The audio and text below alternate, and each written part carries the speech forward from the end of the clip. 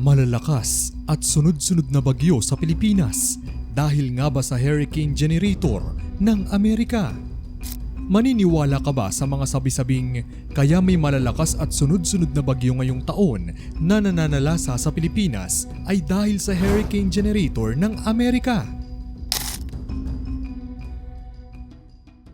May mga nagsasabi na ang Amerika ay may teknolohiyang kaya umanong gumawa o magmanipula ng mga bagyo.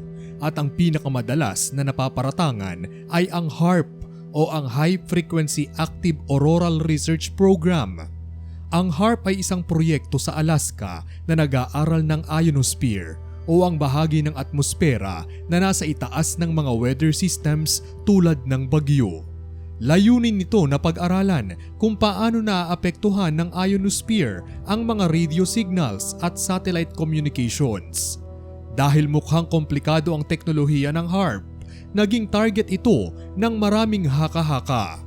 May mga naniniwala na kaya umano nitong magdulot ng malalaking sakuna tulad ng lindol, tsunami at bagyo. Pero ayon mismo sa mga siyentipiko ng HAARP, limitado ang kanilang teknolohiya sa pag-aaral lamang ng ionosphere.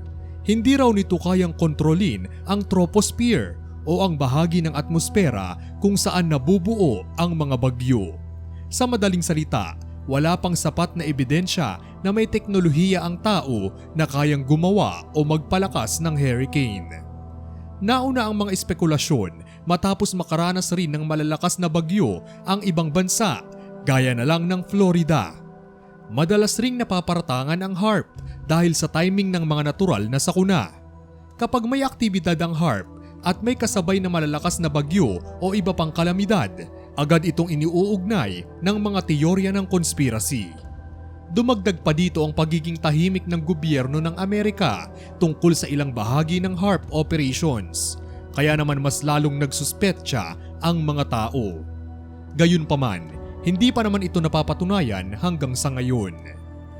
Dito sa atin sa Pilipinas ngayong taon, sunod-sunod ang malalakas na bagyo. Noong Oktubre, tumama si Bagyong Christine na nagdala ng malalakas na ulan at pagbaha sa Luzon. Sumunod naman si Bagyong Ophel at 3 pang iba hanggang sa kay Pepito. Sa loob ng 2 buwan, mahigit 6 na bagyo ang pumasok sa Philippine Area of Responsibility. Kaya naman kung iisipin, hindi na talaga ito kagaya ng dati na paminsan-minsan lang ang mga bagyo. Kung titignan, bakit naman pati tayong Pilipinas pupukulan ng hurricane? Ganong tayo ang isa sa mga pinagkukuhanan ng mga hilaw na materyales. O baka balak rin nilang masira ang mga palay sa atin para bumili tayo sa iba. Sa kabila naman ng mga usap-usapan, naniniwala ang mga eksperto na ang lakas ng mga bagyo ay kombinasyon ng mga natural na penomena at mga gawa ng tao. Una sa lahat, natural ng daanan ng bagyo ang Pilipinas dahil nasa Pacific Typhoon Belt ito. Ang mainit na tubig sa karagatan ay nagbibigay ng enerhiya sa mga bagyo, kaya madalas tayong nakakaranas ng malalakas na tropical cyclones. Bukod dito, may epekto rin ang weather systems gaya ng El Nino at La Nina. Sa El Nino mga katoto, mas mainit ang temperatura pero mas kaunti ang bagyo. Samantalang sa La Nina naman, mas maraming ulan at mas malalakas ang bagyo. Kaya bawat taon, iba-iba ang epekto ng mga bagyo. Isa pa sa malaking epekto ay ang dulot ng climate change. Dahil sa global warming, tumataas ang temperatura ng dagat at hangin na nagpapalakas ng mga bagyo. Ang pagsusunog ng fossil fuels tulad ng langis at carbon ay nagpapakawala ng greenhouse gases na nakukulong sa atmosfera, dahilan ng mas mataas na global temperature.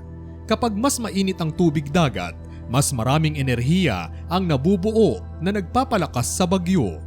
Sa Pilipinas ay nagresulta ito ng mas madalas at mas malalakas na bagyo na may malaking epekto sa kabuhayan at kaligtasan ng mga tao.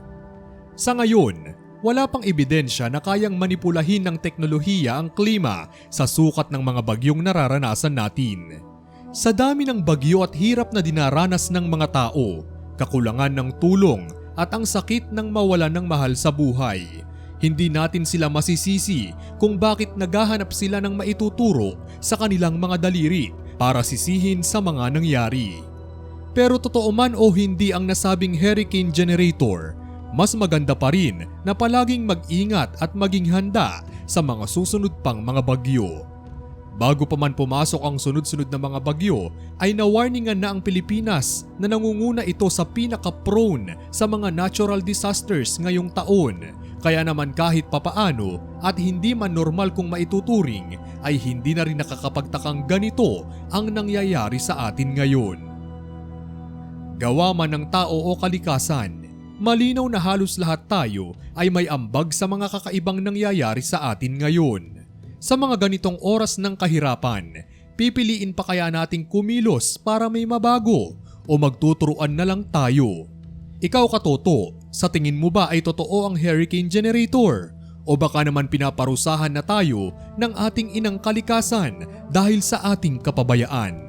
Sa gitna ng mga naglalakasang sakuna, sino ang kakampi natin?